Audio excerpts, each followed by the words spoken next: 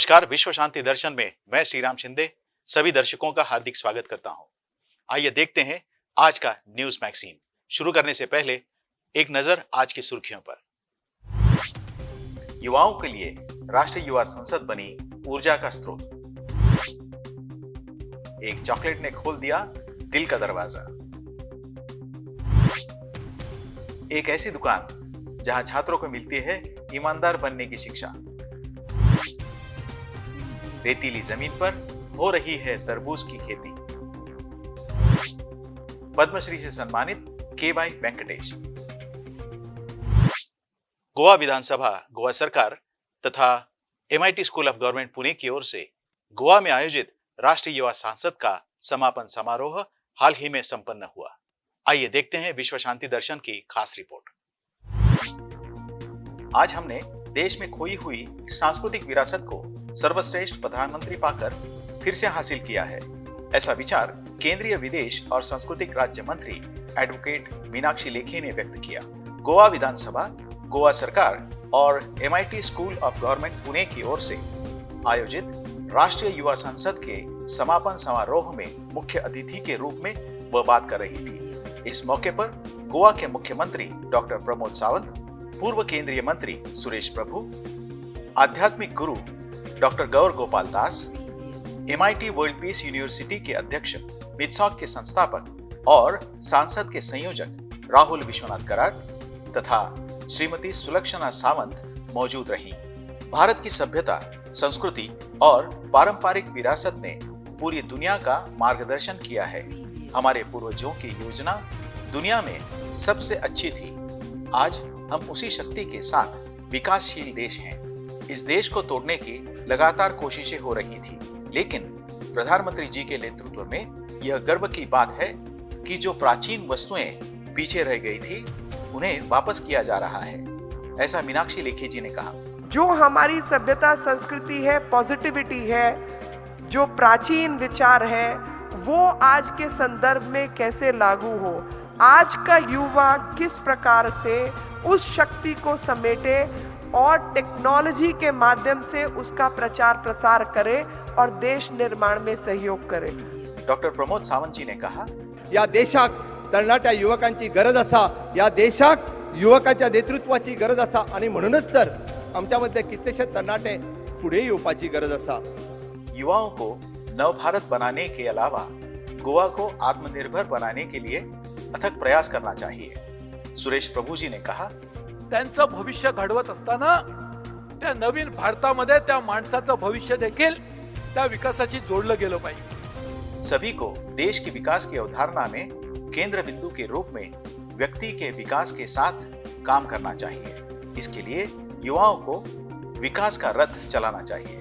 राहुल विश्वनाथ कराड जी ने कहा, भारत के इतिहास में ये सबसे बड़ा शायद इतना बड़ा कन्वेंशन खाली स्टूडेंट लीडर्स का इकट्ठा आना, यह अपने आप में एक बहुत बड़ी मैं उपलब्धि मानता हूं।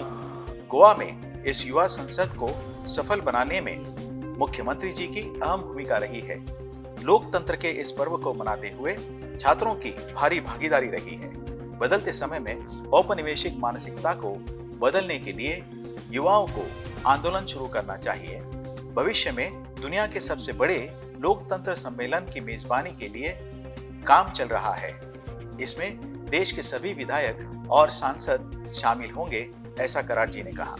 डॉक्टर गौर गोपाल दास ने कहा, नया भारत तभी बनेगा जब युवा अपनी जिम्मेदारी का एहसास करेंगे। मुख्यमंत्री डॉक्टर प्रमोद सावंत ने गोवा में विभिन्न क्षेत्रों में उत्कृष्ट कार्य करने वाले व्यक्तियों को सम्मानित किया।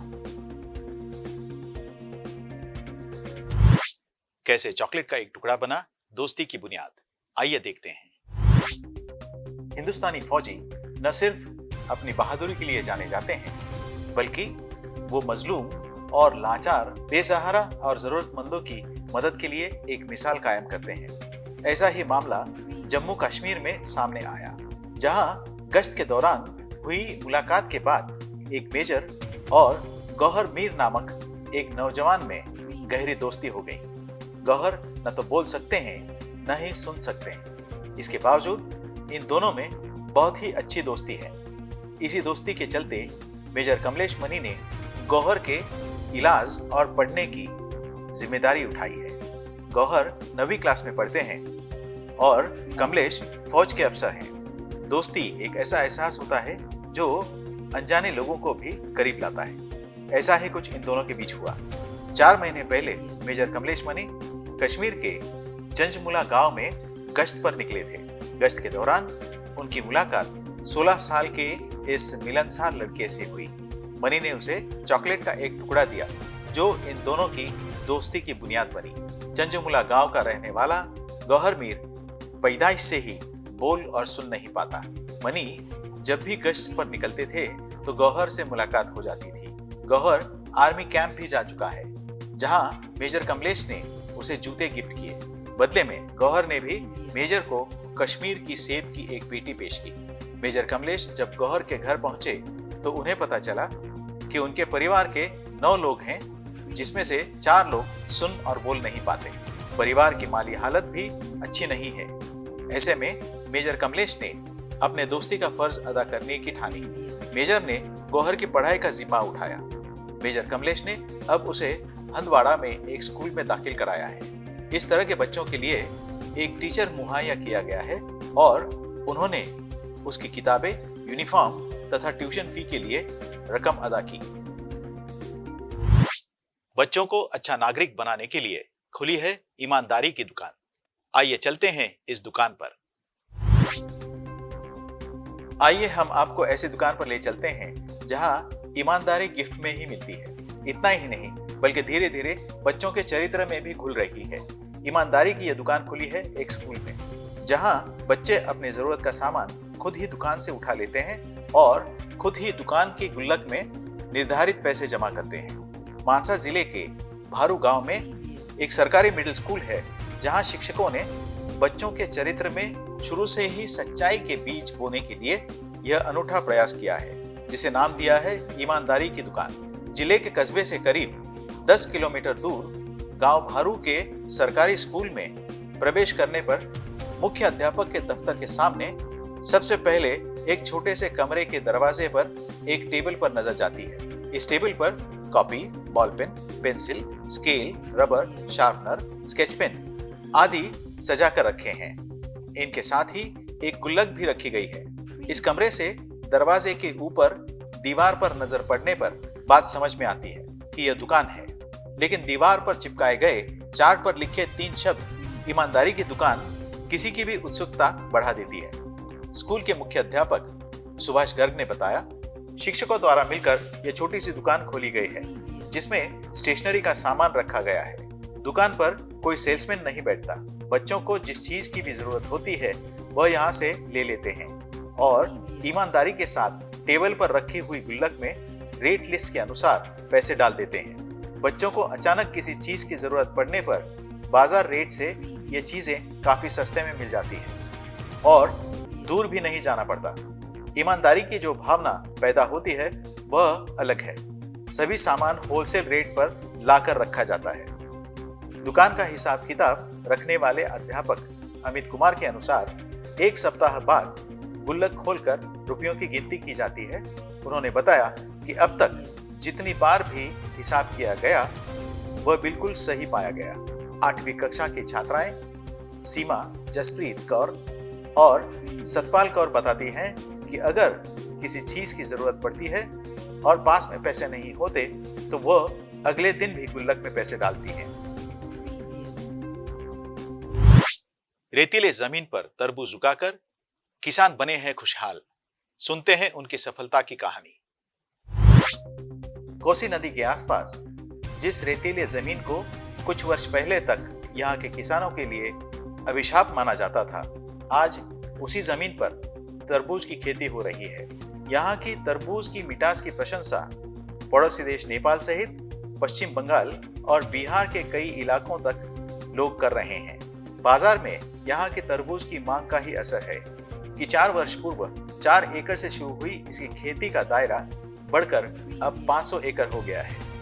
कोसी के आसपास दशकों से रेतीले सैकड़ों एकड़ जमीन पर इन दिनों तरबूज की अच्छी खासी फसल हो रही है।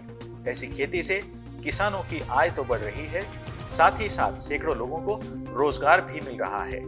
बिहार के बुलवाहा गांव में जहां कोसी नदी की बहती धार के किनारे सैकड़ों एकड़ रेतीली जमीन यूं ही बेकार पड़ी रहती थी। बाढ़ और कटाव के कारण यहाँ के किसान इस जमीन पर खेती करने से हिचकते थे। 4 वर्ष पुरानी बात है, यहाँ रहकर फेरी का काम करने वाले उत्तर प्रदेश के गाजीपुर गांव के आरिफ की नजर लंबे चौड़े क्षेत्र में फैले इस जमीन पर पड़ी। उन्होंने जमीन के मालिक से बात की और उसी साल कुछ कर्ज लेकर प्रयोग के तौर पर 1 एकड़ में तरबूज की खेती शुरू की। 3 महीने में तैयार हुए तरबूज ने उन्हें अच्छी कमाई दी। आरिफ हर साल अपनी खेती का दायरा बढ़ाते चले गए। आज चौथे साल में आरिफ उत्तर प्रदेश से 50 किसानों को लाकर उनकी मदद से 500 एकड़ में तरबूज की खेती कर रहे हैं। किसान मोहम्मद आरिफ का कहना है कि तरबूज की खेती से उसे अच्छी खासी आमदनी हो जाती है। उसने बताया कि 1 एकड़ की खेती में लगभग 30,000 रुपए की लागत आती है और 1 एकड़ से फलों की बिक्री के बाद 15 से 20,000 रुपए तक का फायदा हो जाता है। आरिफ के इस प्रयास का असर गांव में भी दिखाई देने लगा है। अब गांव के लोग भी आरिफ के साथ जुड़कर तरबूज की खेती कर रहे हैं। पद्मश्री पुरस्कार मिला छोटे कद के केवाई वेंकटेश को। देखते हैं ये खबर विस्तार से। केवाई वेंकटेश की लंबाई सिर्फ 4 फुट है। उन्होंने 2005 में चौथे वर्ल्ड ड्वार्फ गेम्स में 6 पदक जीतकर लिम्का बुक ऑफ रिकॉर्ड्स में अपना नाम दर्ज कराया था। इसके अलावा 2009 में 5वें ड्वार्फ ओलंपिक गेम्स में भी भारत का प्रतिनिधित्व किया था, जहां भारत ने 17 पदक जीते थे। वेंकटेश अब पेशेवर खेलों की दुनिया से संन्यास ले चुके हैं। फिलहाल वो कर्नाटक में पैरा बैडमिंटन एसोसिएशन के सचिव हैं। राष्ट्रपति भवन के दरबार हॉल में आयोजित सम्मान समारोह में पद्म अवार्ड्स का वितरण चल रहा था। इसी दौरान वाईके ने देशवासियों का दिल जीत लिया।